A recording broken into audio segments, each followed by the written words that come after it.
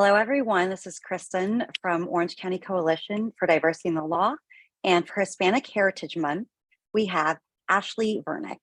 Ashley, we are so excited to have you for Hispanic Heritage Month. Why don't you introduce yourself? Thank you. And thank you for reaching out to me and asking me to do this. I'm really excited and honored to have been selected. And I really appreciate what you, Kristen, are doing, as well as everybody else with OCCDL. For those of you who don't know, I was a past president of OCCDL. Feels like just yesterday, but I think it was before COVID. So wow, guys, it's been over 3 years. But thank you so much for having me. By way of background, I call myself a general business consultant. I'm in the litigation department over here at Rutan Tucker. I'm a partner over here. I've been here for, oh my gosh, over 3 years now. And prior to joining Rutan Tucker, I was at a law firm here in Orange County called Gibson, Dunn & Crutcher. And then before that, I was in Chicago for almost 6 years at Jenner and Block. So I've been practicing. Wow, I was a summer associate, you guys, back in 2009. So I've been practicing for 13 or so years now, and I found my final home. You guys won't be seeing me leave anytime soon from here. So. And what was your background like leading up to where you are now at Rutan? So as I mentioned, I started at Jenner and Block. So I went to University of Chicago Law School. I'll back that up even further. So I'm originally from Orange County, born and raised here. Couldn't wait to get home, but I did go to Chicago for law school. And so I stayed there. I got a great opportunity at Jenner and Block. And I actually, my first case there, I was able, so by way of background, the reason why I was involved in OCCDL and I'm involved in this Hispanic Heritage Month is that my mother is from South America. So I'm Latin. My mom is from Argentina. I speak native Spanish. I spoke Spanish before I spoke English. And my first case actually at Jenner and Block was a case that we had to travel internationally to many Spanish speaking countries, and I had to do witness interviews in Spanish. Mind you, for those of you who are native speakers of a language, it's much different to do something, to ask your mom to make dinner or to complain in Spanish, and then to talk business in Spanish. So I definitely increased my language skills in ways that I never knew I needed during that job, but it was a great opportunity, and I learned a lot. And that's how I started my career doing white collar investigations, white collar crimes, and investigation work, and did litigation as well. So it was about 50-50. So I did that, and then I had to come home. So then I came over to Gibson, Dunn in Orange County, and then a few years later joined Rutan Tucker, made partner a few years ago. So are you a native Spanish speaker? Yeah, that's what, and I usually say that because my accent's very good. I speak a lot of slang, and I also speak, I'm a native Spanish speaker, but I also speak with a different accent than some people ask me what language I'm speaking. They're like, is that Italian? Because our Spanish is much different. Kind of like how if we hear an Irish person, we say, what language are they speaking? Sometimes, or if you're watching Yellowstone, you have to turn the subtitles on, but I definitely have, I know you and I had discussed this previously, but my background and culture has definitely played a role for me from the outset of my career, even in law school. I was part of the Latino Law Students Association. I was previously part of the Orange County Hispanic Bar Association. And those organizations really helped me develop and nurture sincere relationships, real relationships, right? Because networking, for those of you who are watching this, who are, at the beginning of your career, networking isn't something that just happens overnight, right? It's real relationships, real connections. And those organizations help foster that. I was able to connect with people who, what I call like-minded and like-hearted individuals from similar backgrounds. And so that was great because some of those connections ended up serving as sponsors for me, mentors for me, and then I ended up now having, garnering mentees that I'm able to help through those organizations, and even have to stay connected and kind of lead me from one job to another. Why is it so important for you to be part of these organizations? And let me back that up, because when I think about how I've been affected by my own culture, it's not just externally, right? Being involved in these organizations, but I have internal influences from that, right? So I was raised by what somebody might call a typical Latin mother, super opinionated, super involved. She had all my friends' phone numbers and always knew where I was. If they had tracking back then, I certainly would have been tracked, because that was a different generation. We did not have iPhones. But I was raised, and for those of you who are of a diverse background or have parents that are, my mom was born in Argentina, so I'm, first generation on her side to be born here. Some families might shy away from owning their heritage, right, or culture. My mom and my family was the opposite. We speak Spanish at home. We are Argentine. That's what we speak. You can speak Italian if you want, because your grandparents speak Italian. But speaking Spanish was important. My nieces and my nieces speak Spanish. I have a baby nephew, so he's 4 months old now. But my son's first word was in Spanish. It was very important for my family to own who we are. And that has really parlayed into my life, even just who I am now, who I am as a mother, who I am as a partner, both a personal partner to my husband and partner at my firm, but to own who I was. And my mom was somebody who always wanted us to be proud of who we were, proud of who we were culturally, proud to speak Spanish. She'd always say, "You're so lucky you speak multiple languages. In America, people don't speak multiple languages. They speak English, but if you go to Italy, they speak French, Italian, Spanish. That's what I want you to be." And she really took pride in that, as did I. And because of that, I've had opportunities. And candidly, I've spoken on other panels about this, that, it's now, I think, cool to be diverse. I think maybe 10, 20 years ago, even when I was, in high school and college, not as cool. And definitely when our parents were, when my mom came here to America, I'm sure she wasn't completely accepted. But now we have the ability to take advantage, and not in a bad way, but to aprovechar, to take advantage. And by the way, in Spanish, that doesn't have a negative connotation as it does sometimes in English, but to take advantage of opportunities that you are given that others may not be. And so, for example, that case that I was staffed on when I was first at General Block, people who didn't speak Spanish were not able to travel internationally. I was traveling within the first month of working. When I got the job and I started working, and something came out, maybe an email that said something effective, "Can somebody translate this?" I said, I spoke Spanish. I was on an airplane within days. And I was a 0th year. I wasn't even a first year at the time, right? I was a nothing year. And I had that opportunity. And so, back to, my mom taught me to wear my Spanish speaking with the weird accent, because it's not Mexican Spanish that most people in, Southern California speak. I speak differently. And to own that and to wear it with pride.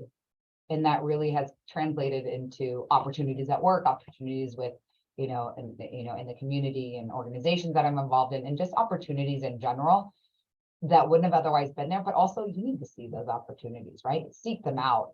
She definitely made my sister's the same way. She's an attorney.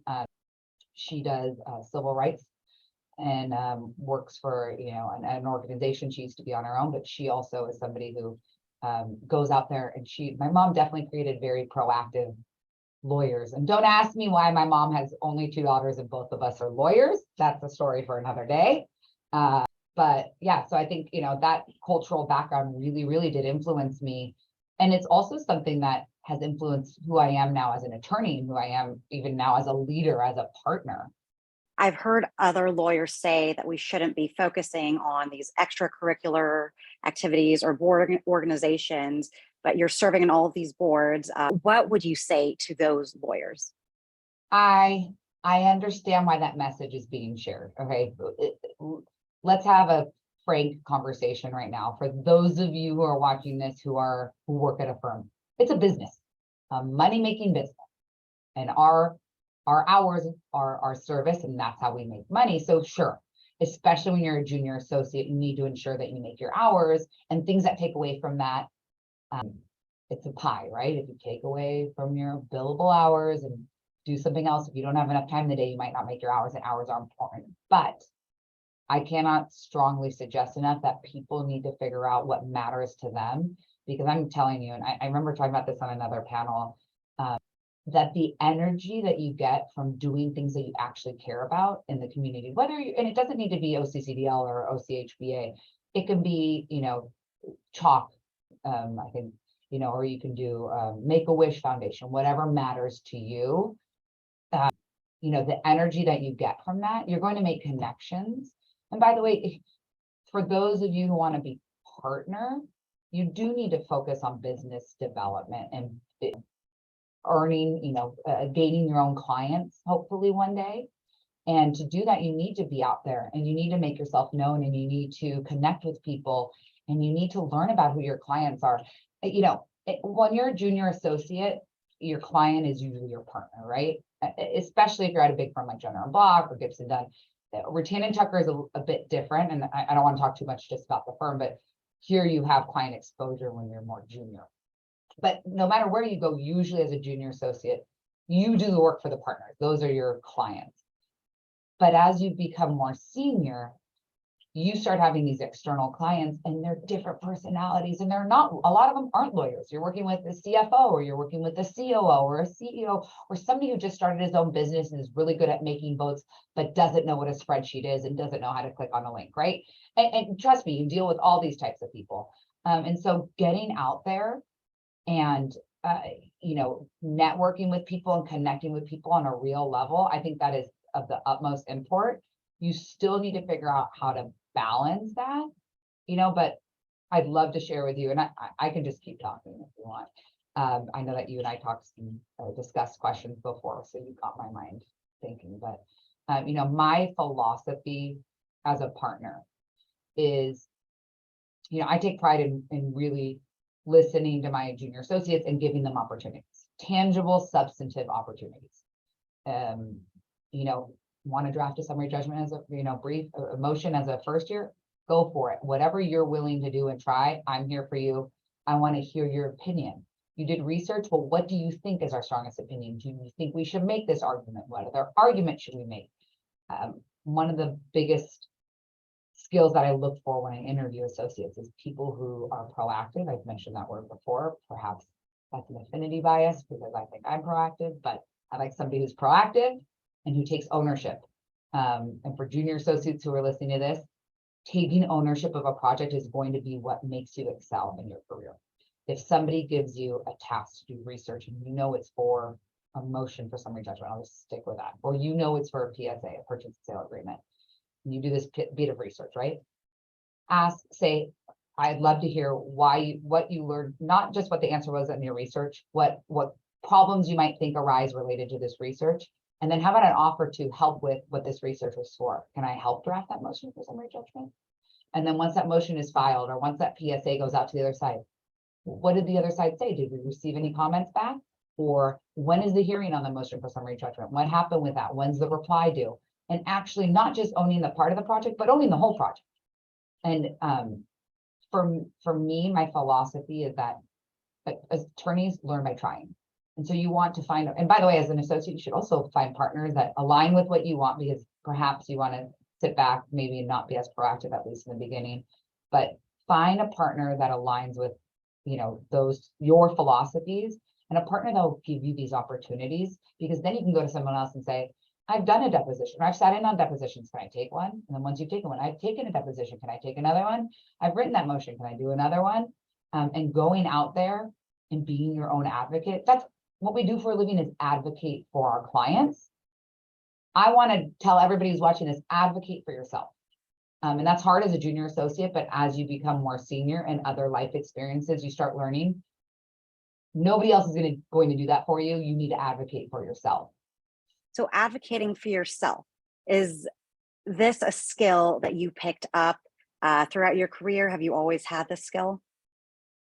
I'm a bit more brazen, and I don't say that in a bad way. I say that in I did have a partner. I still remember this. I think I was a second year, and I went to his office, and I was going to leave it gender neutral, but I went to his office and I said, hey, do you have, and I was junior, maybe second year. So I was possibly first year. I said, hey, I know I did that research. Can I do the motion, or is there anything else you need help with? And he said, you know what I like about you, Ashley? You're aggressive. And I go, you mean assertive? And he goes, like that. And I go, That's assertive. That's not aggressive, which by the way, both of those have a negative connotation and we can go into implicit bias all we want another day. But I've definitely been somebody who's sought out opportunities. And I think that's why I've been able to have the experiences I had that others of my peers have not. So when I transferred from Jenner to Gibson, I remember I had done multiple depositions. I had examined a witness at trial. I had done an opening statement, and I was, I think, a 7th year at the time. And when I interviewed, they were like, we don't, at the time, most of my peers at 7th year had not done those things. And that's just, virtue of big law. And they were surprised, and it was because I advocated for myself, full circle, probably because my mom the whole time was like, you're the best dancer and the best singer, baila, baila, and she always told us we were the best at everything. So maybe, that's probably inherently in me. Did I ever have doubts? Certainly, right? Imposter syndrome, if you don't know what it is, it's worth a Google, especially as a female. It is something that has challenged me, and I've had to work through it. But I have, as time has gone on, I've become more confident in that. I think I know where you're going with this. I'll let you ask the question, but there has been something recently that I think has pushed me to there's a time in your life for your career, I do believe, where people, get to a precipice and then there's a shift. And I think you kind of know these things in your gut, and you know these things in your heart. And then something happens bad, right? You lose somebody, or you lose a family member, you lose a job, you lose a boyfriend, whatever it may be, or you have something good happen to you. And then all of a sudden these things that you kind of didn't know or didn't believe in, you actually realize, like, I should have believed in that. And so I'm, that has happened to me more than once. I've had careers, you guys have seen, I've moved careers. For those of you who have known me a long time, I've changed names. I've, been married, I've been divorced, I'm remarried again. So during my career, I've had a lot of personal changes, and each of those I think has helped me grow. One thing I'd love to talk about that you and I were just talking about earlier. Sure. You were recently named partner, right? Yes. Well, or recently, a few years ago. Trust me, it feels recent, but yes. And then also around that time, you became a new mother. Yes.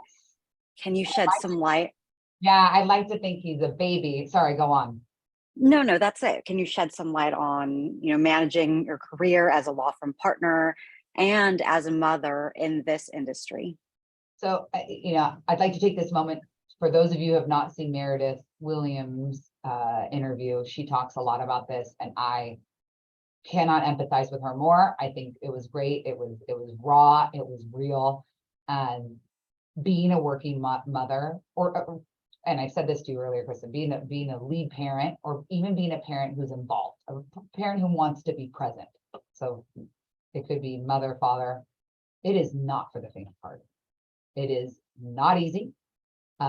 If you thought your job was hard before you had kids, a lot of the reason why lawyers think their job is difficult is we don't have enough time to do everything.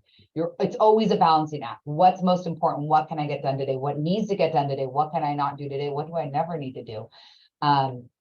Becoming a mother has tested my balancing act, my skills, further than any late night preparing for trial or investigation ever did. Trust me. I traveled and did 15 witness interviews in 4 days, in fluent Spanish, where I had to do highlights in the middle of the night and draft outlines before the 8 a.m. the next morning, sleeping 3 hours.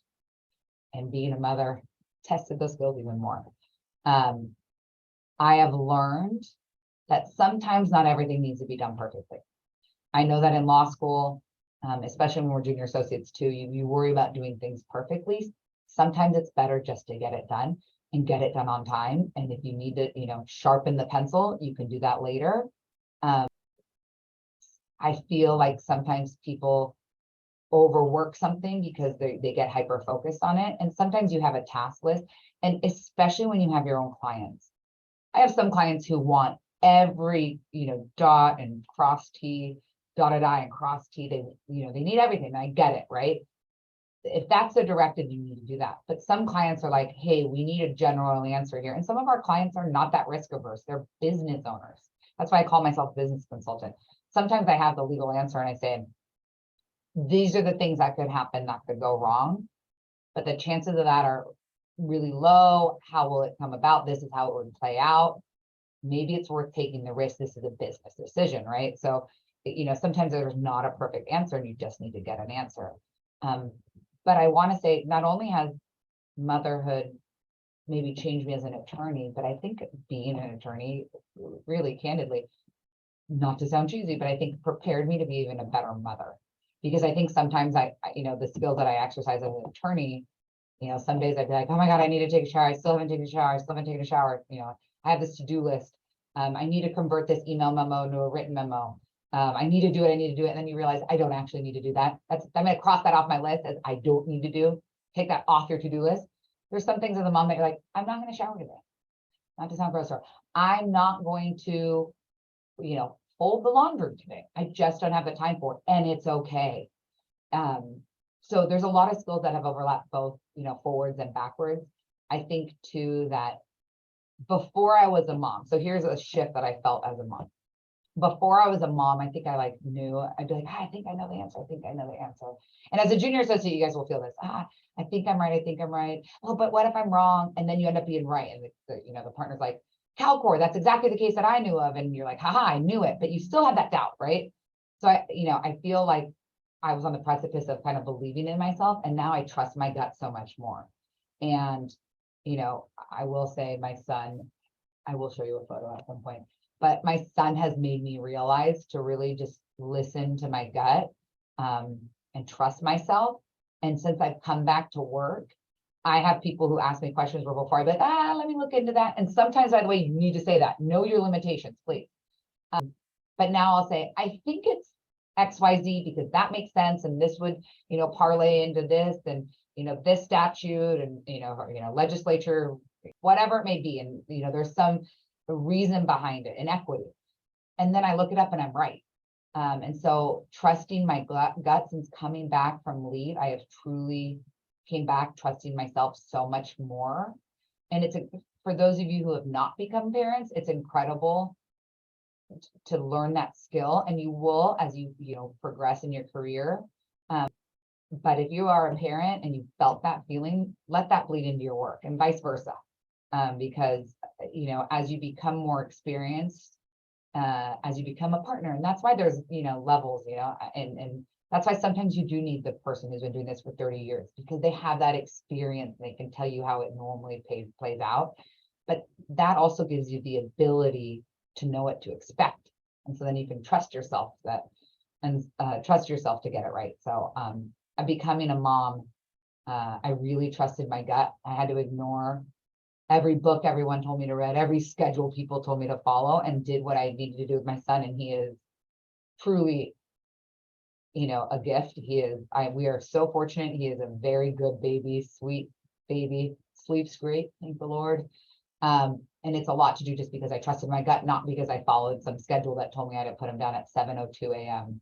So those are some skills. You also learn how to do very good work and survive with little sleep, and to do a task list that you don't have enough time to do and somehow still do it, and you don't know how to get it done. Those are both those you do as a lawyer and that you do as a new parent for sure. So that's something that I've liked seeing in myself since I've come back. And to close, we're going to go back to your background growing up in Orange County. Earlier, you said it wasn't really cool back then to speak Spanish. Now it's a little bit more accepted, a little bit cooler, if you will. I just want to explore that a little bit. Back in Orange County, how was the landscape back then? I grew up, I will say I grew up in a bubble here. And I think that my friends always thought it was cool because I could speak to people that they could not speak to because I spoke Spanish. I could also eavesdrop on conversations and then all of a sudden start speaking Spanish and have somebody whether it be at a restaurant, turn around and go, oh my gosh, this little girl who looks so white speaks Spanish. I also laugh because my mom is blonde hair, blue eyes, as does my son has blonder hair than anybody I've ever known. And my mom was born in Argentina. So don't judge a book by his or her cover. But I think that the opportunities that are available now and that the celebration of culture, that was not something that we grew up with. I don't ever recall there being a Hispanic Heritage Month or even celebrating Chinese New Year. Absolutely not. And we do that here.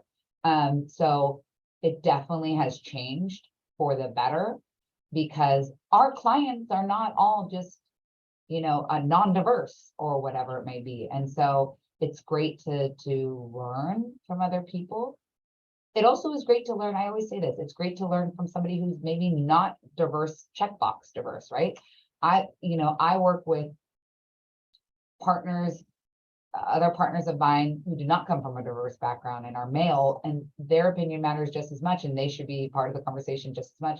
And I said this yesterday, so I'm the co-chair of our diversity, equity, and inclusion committee here at Rutan, and I said, my position really is, I don't want to take away a chair from the white guy, because people are always like the white male, like they try to create this, battle between the white male and the diverse. It's not, we're all part of this pool, right?